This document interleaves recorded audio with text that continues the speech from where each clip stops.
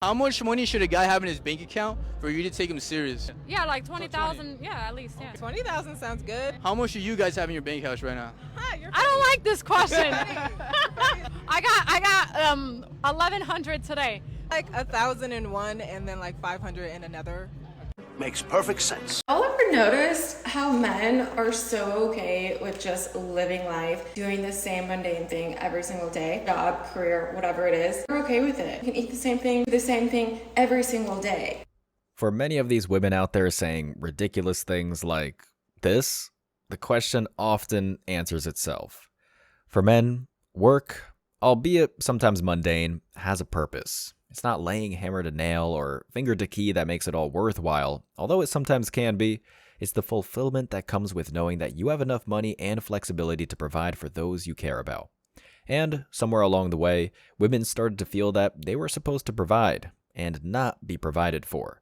The feminist hive mind made them start to think that all of the feminine characteristics that gave them value were, at the very most, just an optional bonus, and that they could do anything that men could do if they just put their minds to it.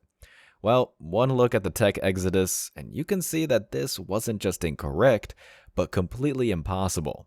To bring it home, let's see how the blind lead the blind in this story. How the tech industry broke the promises it made to women.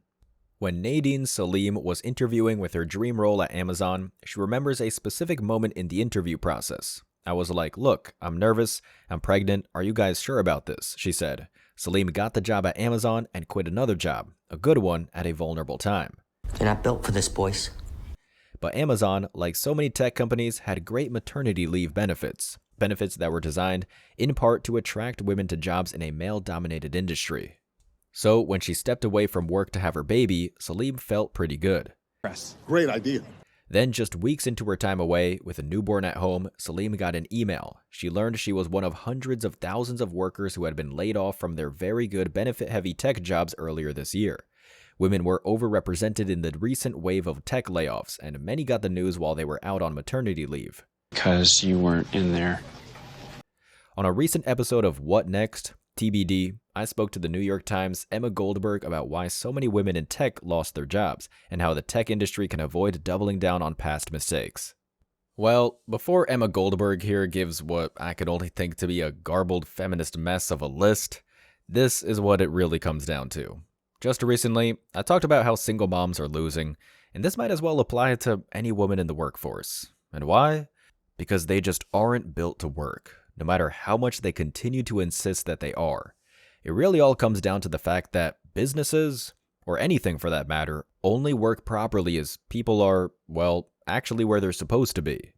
When the tech companies were explosive, they did everything they could to represent themselves as feminist utopias, ready to move into a period of supposed enlightenment where men and women could share the workload in the name of progress. But the thing is, this was a pipe dream. Not only because women just don't know how to work at a man's pace, but because mentally, they aren't biologically equipped to handle their own obligations, while trying to match masculine demands. Before we go on with this video, let me drop the comment of the day. Shout out to The Legacy of Gaming, who shared, "Ah yes, the classic bull moose ring asking for a husband. Yuck." And that is a fact. No one wants to marry a bull. So please, don't forget to reach out to my email to claim your $5. As always guys, I'll be picking one comment from each video. Could be the funniest one, the most liked, or just the one that stuck out to me, so don't forget to leave a comment and you could be our very next winner tomorrow. So be sure to hit that like and sub button too, as that helps out a ton.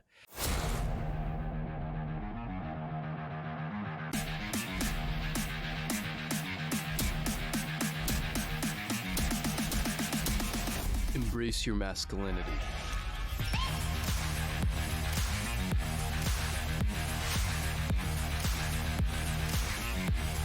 Did you see that conversation that AOC had with that man they brought in for the Biden case? And they were talking about what crimes. She was like grilling this guy. What crimes did you see Joe Biden? Did you witness the president commit a crime? Is it your testimony today? Yes. And what crime have you witnessed? How much time do I have to go through it? It is simple. You name the crime. Did he steal anything? Did he steal bread? Did you watch him steal something? Corruption statutes, RICO, and conspiracy. What is it What is the crime, sir?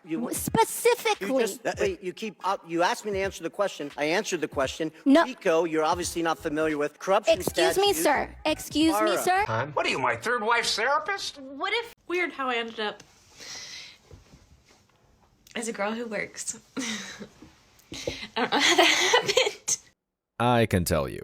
It happened because women, who although respectably joined the workforce to substitute during the Second World War, thought that being coddled by male management with half the productivity was the same as going at it alone with no man present to make sure the ship sailed straight. Moments like this, and many others, fueled the propaganda that women could do it all, that they could hold a demanding office job and raise an infant at the same time, which is why now you have chicks crying into the camera not realizing how it all went wrong. Emma Goldberg gives this explanation. Lord, give me strength. Hollywood offers some touch points. A lot of people have probably seen The Social Network, which encapsulates a lot of the vibe and the atmosphere of early tech. In the beginning, the industry got a lot of its energy from a sense of informality, a sense of less hierarchy, people sharing ideas with one another. Yes, go on. This idea that really young people were in charge of a lot of money and a lot of power, that principle really animated the industry for a while. There was a sense that it was kind of like no parents, no rules, and the companies were not structured like banks and law firms and these other embodiments of traditional corporate authority. It was a very male industry and continues to be in a lot of ways. When you think about the male-dominated nature of the industry, it really does go back to early in the pipeline. Men have been overrepresented for a long time in engineering programs, in software engineering, and women have struggled to break in and get the opportunities that men have. Because they're not there. At the same time, tech companies also came to embody this new idea of what an office could be, because they brought in more structures and more of a sense of rules, but they maintained a sense of fun and playfulness. Google was famous for having a big slide. There were companies that had happy hours and fitness classes on site, and that was really in the name of making people feel like they could just have their whole lives take place at the office. When you think about that type of work style best serves, of course, it's going to be people who don't have childcare responsibilities. So that system was still set up to best serve men. Wow, okay, I have to say I stand a little corrected here. Really thought she was gonna jump into a conspiracy theory right away. That said, all of this comes with the tone that businesses should be modeled to favor women, which, given what has been pointed out so far, doesn't make a lick of sense. Lady, these tech companies were modeled for a life at work because, for the most part, a man's life is his work. Sure, having some kind of balance is preferable, but the fact of the matter is there isn't a lot out there that doesn't require sacrifice. I'm sure men welding on oil rigs would love to have the romantic life balance that female influencers preach about, but they understand that providing requires an immense amount of sacrifice. We'd be dealing with catastrophic consequences if men in these demanding positions just got up and left for 3 months of paternity leave, and that's what women just don't seem to get. And when they're told what is necessary to work out in the real world, they just refuse to hear it, relying on false stats to cultivate feelings of false superiority. And by the way, 85% of cheaters are men. That's a bold statement, seeing as 90% of the men on the Maury show are not the father. I'm just saying. She's lying.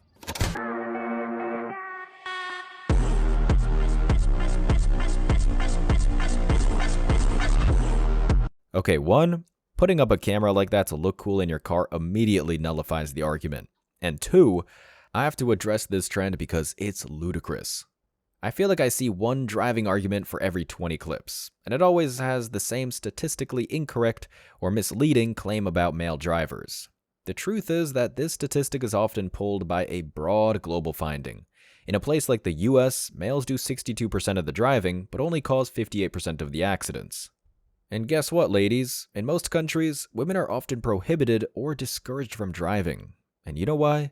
Because you parallel park like a toddler in a county fair, and spatial awareness for women is about as great as a Roomba planted at the top of Mount Everest.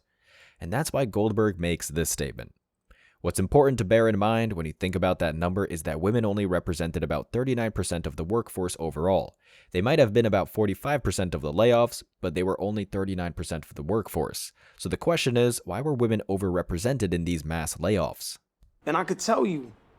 One of the issues going on here is that laid-off workers were more likely to be in positions that tech companies might have been considering peripheral to the core work of the company. And that checks out when you think about the fact that men are still overrepresented in software engineering. So when tech companies are realizing they need to hit their diversity goals, they're going to hire women in positions, in parts of the company like HR or customer service, which in the minds of hiring managers play into the stereotypes of what they think women might be better at. So, nothing. It reveals what it really takes to diversify a company. In a lot of instances, when companies set goals around diversity, they're thinking about how to meet those goals in an aesthetic or public presenting way. They're like, we need to communicate to the public and to our own employees that we've hired X% of women, but they're not necessarily thinking about how to really bake that into the DNA of the company and make those gains sustainable. Okay, I'm actually kind of impressed that this chick is being so objective, but the key here, which is pointed out at the end, has to do with underrepresentation and overrepresentation. These companies toed the line, feeding into the girl boss narrative and hiring women to sit around at HR, telling men how they should conduct themselves in the workplace, even though they were the only ones that were actually doing the work. It's what made women sit around for about 5 years, believing they succeeded on merit, explaining life to people on the internet like this. I'm always taking up for the fellas, but fellas, the ladies have a question. They said if we're cooking, we're cleaning, we're taking care of home, we're catering to you, we are making sure we're taking care of the kids, as well as while you're at work, because you work so much, I have to service my car, I have to run the errands, I have to do the grocery shopping, do and fold the laundry. What is it that you do? And I make my own money as a woman. What is it that you bring to the table other than paying the bills? And don't shoot the messenger. Don't shoot the messenger. Like, I can answer it, but I'm gonna let y'all answer it, because they want to know, fellas. And I'm always taking up for y'all, but y'all got to tell them. Guys, the odometer's busted. I just spent the day with my ex-boyfriend, and I came home, and my husband made the most amazing steak sandwiches. And this is what women have been bringing to the table. They talk a big game about cooking, cleaning, groceries, childcare, etc. But all I see is a bunch of theater. Women pretending to earn money through skills, when all they've done is profit off of a blind system whose sole purpose is to make a nice pamphlet to promote how sexually diverse their company is. It ain't an effective system. It doesn't make any real progress. In fact, it's not really a system at all, and that's why so many got dumped back into the streets when it was no longer funded by feminist work programs. Meanwhile, men just keep doing what they do. And you know what's crazy, ladies? It works. I want to be one of the greats. And I would stop you from doing that. Yeah. Now, are you a rusher or are you a dragger?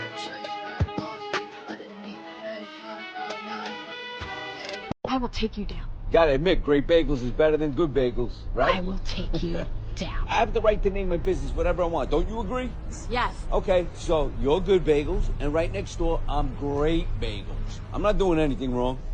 You're not doing anything right. Let me tell you something. I was almost gonna name it Better Than Good Bagels. You like that one better? No.